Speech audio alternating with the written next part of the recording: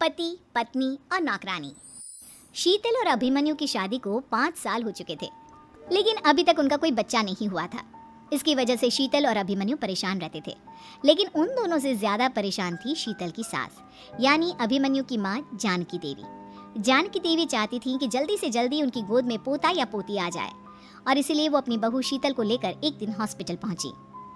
Doctor madam, जरा ठीक से चेक करके बताइए ना, कई बड़े बड़े डॉक्टर को दिखाया है, लेकिन मेरी बहू माँ ही नहीं बन पाती। मैंने शीतल को बहुत अच्छे से चेकअप किया है।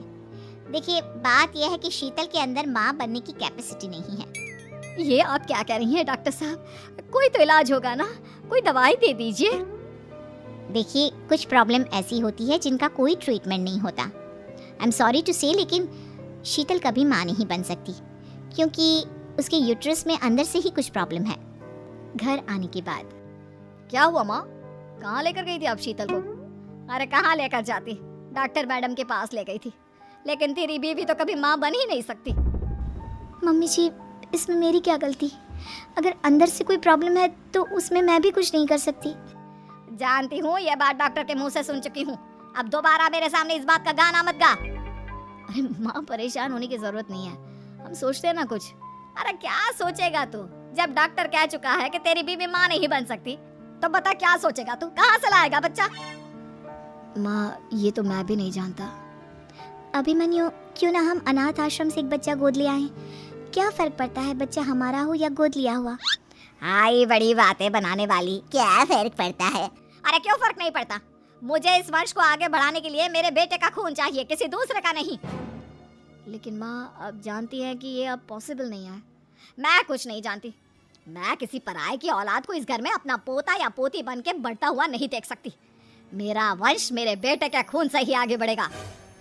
लेकिन मम्मी जी, ऐसा कैसे हो पाएगा? आप अच्छी तरह जानती हैं ना, मेरा और अभिमन्यु का बच्चा नहीं हो सकता। तो मैं अपने बेटे की दूसरी शादी करवाऊंगी, और अपनी दूसरी बीवी से ये मुझे बच्चा पैदा करके देगा। ये आप क्या कह रही हैं माँ? मैं किसी और से शादी नहीं करने वाला। मेरे रहते हुए आप अभिमन्यु की शादी किसी और से करवाएंगी मम्मी जी? आप ऐसा कैसे कर सकती हैं? तो बस देखती जा बहू, मैं ऐसा कैसे कर सकती हूँ। कुछ दिनों के बाद, अभिमन्यु, मैंने तेरे लिए लड़की ढूंढ ली है। माँ, मैं आपको कितनी बार समझाऊं, मुझे किसी से शादी नहीं करनी है। पहले मेरी बात सुन। ये जो चमेली है ना, हमारे घर में काम करने आती है, वो तुझसे शादी करने के लिए तैयार है। मम्मी जी, आप अभिमन्यु की शादी एक नौकरानी के साथ करवाएंगी? वो इसलिए क्योंकि चमेली दिखने में बहुत खूबसूरत है, बच्चा भी सुंदर ही होगा। मम्मी जी, लेकिन एक बच्चे के लिए अपने बेटे की शादी नौकरानी के साथ करवाना, क्या ये सही है? अगर अभिमन्यु ने शादी नहीं की ना, तो मैं अपनी जान दे दूंगी। अब देख लो, अगर तुम्हें अपनी माँ की जान प्यारी है तो तुम्हें इस नौकरानी के साथ शादी करनी ही होगी।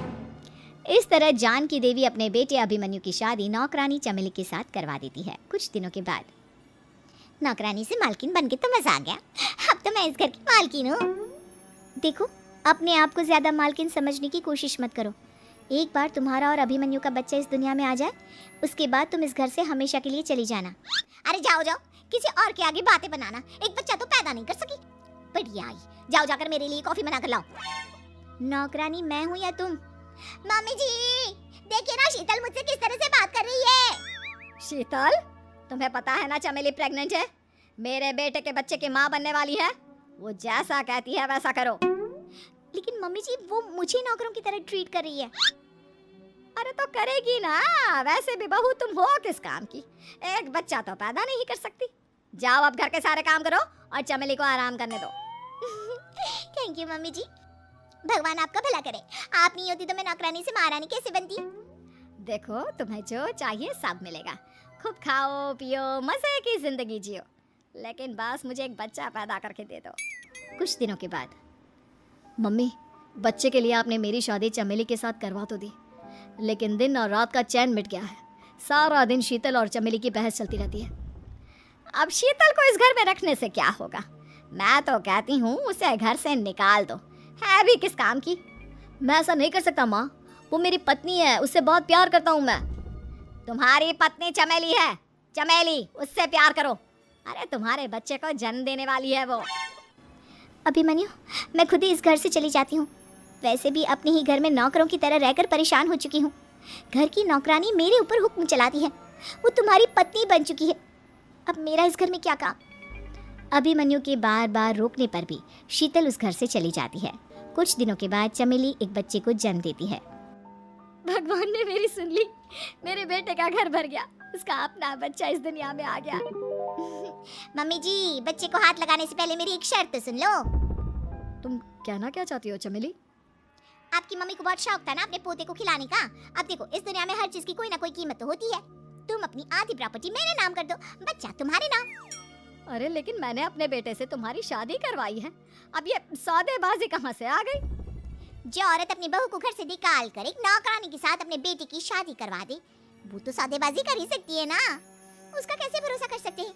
मुझे बस आप लोगों की प्रॉपर्टी चाहिए, उसके बाद ही बच्चे को आप हाथ लगा सकते हैं। मैंने कहा था ना मम्मी, आप गलत कर रही हैं। देखिए, उसका नतीजा आपके सामने है। जब शीतल को पता चलता है कि अभिमन्यु और चमेली का बच्चा दुनिया में आ गया है, तो वो अपने घर पहुंचती है। अभिमन्यु, कहाँ है आपका बच्चा?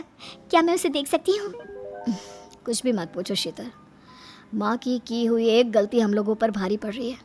वो नौकरानी अपनी औकात पर आ गई है और अब हमसे अपनी आधी प्रॉपर्टी मांग रही है, वो भी बच्चे के बदले में। एक बात कहूँ अभिमन्यु, आप उसे कुछ भी देने से मना कर दो। अरे कैसी बात कर रही हो? मेरे बेटे की औलाद है उसके पास, ऐसे कैसे मना कर दे? मम्मी जी, वो अभिमन्यु का बच्चा नहीं है, वो चमेली और उसके बॉयफ्रेंड का बच्चा है। ये तुम क्या कह रही हो शीतल? ये देखिए वीडियो। चमेली और उसका बॉयफ्रेंड आपस में बातें कर रहे हैं कि उन दोनों ने मिलकर आपको बेवकूफ़ बनाया है और अब इस बच्चे के बदले आपसे प्रॉपर्टी भी हड़प लेंगे। हे भगवान, ये मुझसे क्या हो गया? ना तो बच्चा मिला और अपने बेटे की नौकरानी के साथ शादी करवा दी, सो अलग। अब क्या होगा? मुझे माफ़ कर दो शीतल, मेरी वजह से तुम्हें बहुत तकलीफ हुई है। अभिमन्यु, मैंने कहा ना, उस नौकरानी को उसके बच्चे सहित इस घर से बाहर निकाल दो। लगता है मेरे अभिमन्यु का बाप बनने का सपना अधूरा ही रह जाएगा। अभिमन्यु, अपनी मम्मी से कहो कि परेशान ना हो। आपको याद है, एक बार हम एक IVF सेंटर गए थे, मैंने फिर से वहाँ जाकर बात की थी और आपको पता है, इस बार मैं प्रेग्नेंट हूँ, क्योंकि हमने वहाँ पर प्रोसीजर करवाया था जिसकी वजह से मैं प्रेग्नेंट हो गई थी। और इस बात का पता मुझे बस कुछ महीने पहले ही लगा है। हमारा बच्चा इस दुनिया में आने वाला है अभिमन्यु। मुझे माफ़ कर दो शीतल बहू, मुझसे बहुत बड़ी गलती हो गई। कोई बात नहीं माँ, लेकिन अब हमें उस धोखेबाज नौकरानी को इस घर से बाहर निकालना है और इस घर की मालकिन को वापस घर लाना है, वो भी अपने बच्चे के